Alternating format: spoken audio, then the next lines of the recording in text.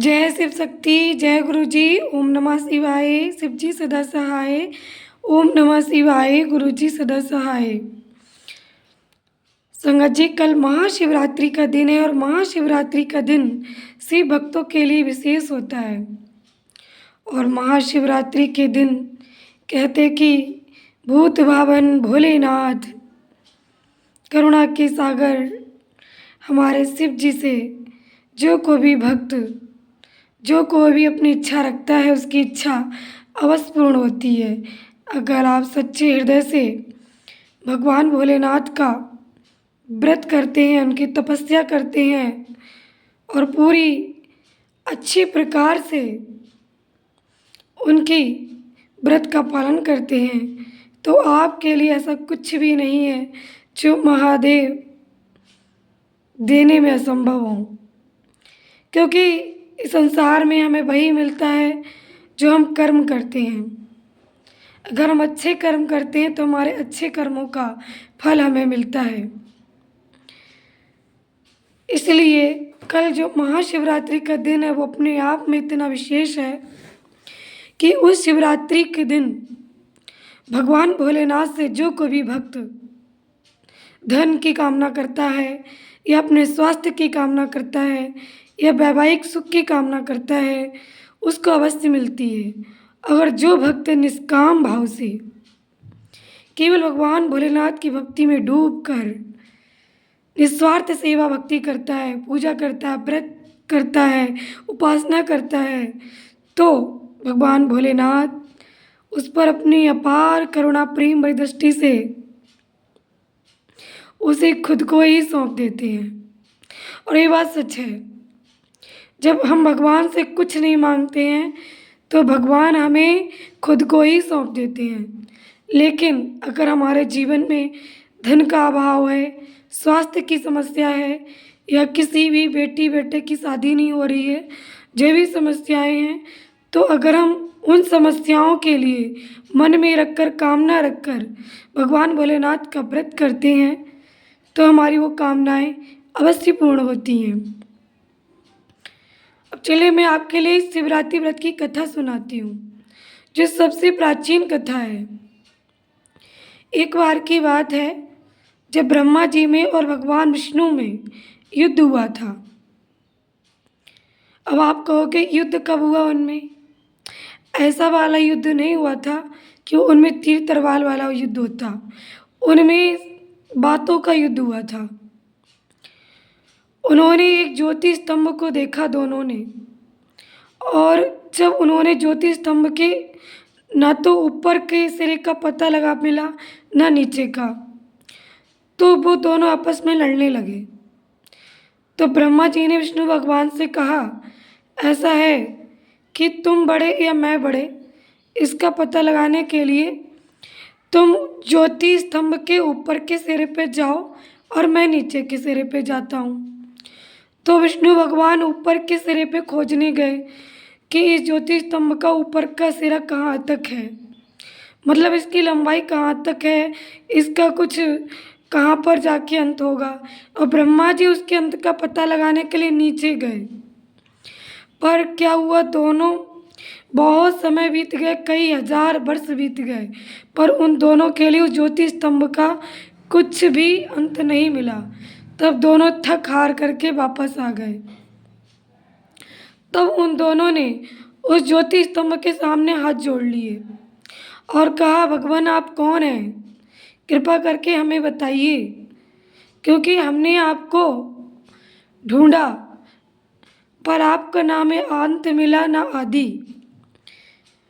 तब भगवान भोलेनाथ प्रकट हो गए वहीं पर ज्योति स्वरूप परम प्रकाश में, और उनकी एक आवाज़ आई प्यारी सी।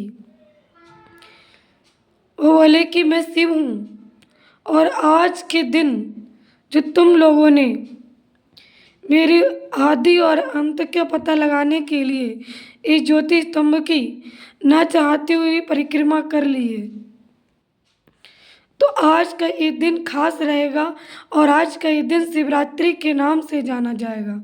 और जो भी शिवरात्रि के दिन मनुष्य पूजा करेंगे, भक्ति करेंगे, व्रत करेंगे, उन्हें उनके मनोवांछित फल की प्राप्ति अवश्य होगी, उनकी सही प्रकार की मनोकामनाएं पूर्ण होंगी।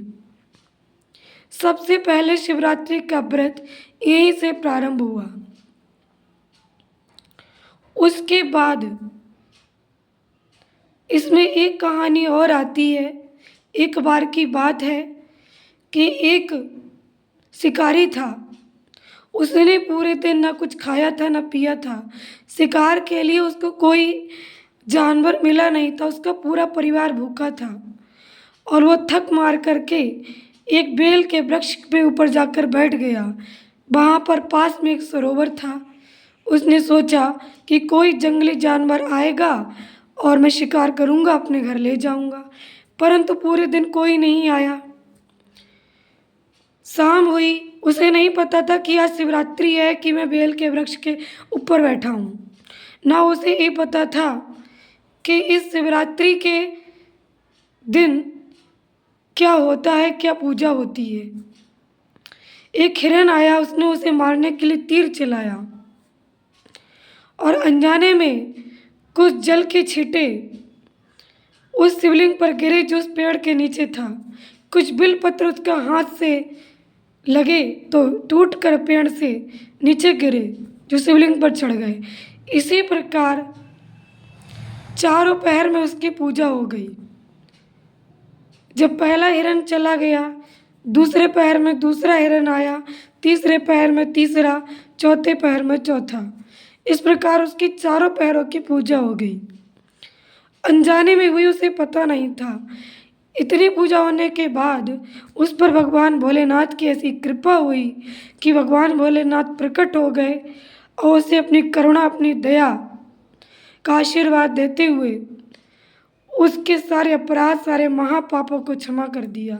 वो उनके चरणों में लौट गया कि मैंने तो मनुष्य होते हुए कुछ नहीं किया, आज तक केवल इन नादान प्राणियों को मैंने मारा, इनके मांस से अपने पेट को भरा, मेरे अपराधों को माफ़ कर दो।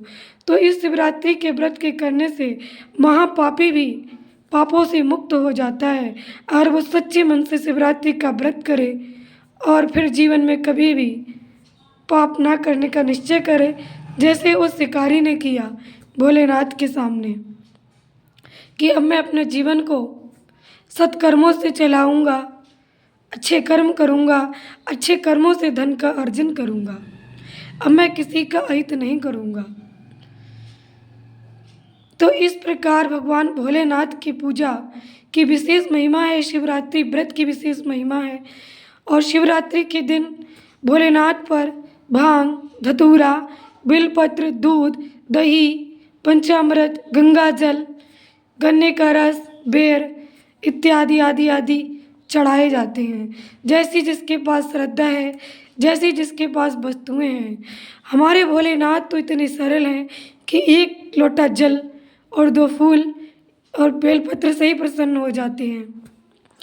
तो आपके पास जैसी श्रद्धा हो, जैसी व्यवस्था हो, वैसे ही आप भगवान भोलेनाथ की इस महाशिवरात्रि पर पूजा करें और अपने घर के अन्य सदस्यों से भी करावें। और आपके घर में जो बच्चे हों, हो सके तो उनसे भी आप शिवरात्रि का व्रत और पूजन करावें, जिससे कि आपके घर में सुख, शांति, समृद्धि सदैव बनी रहे।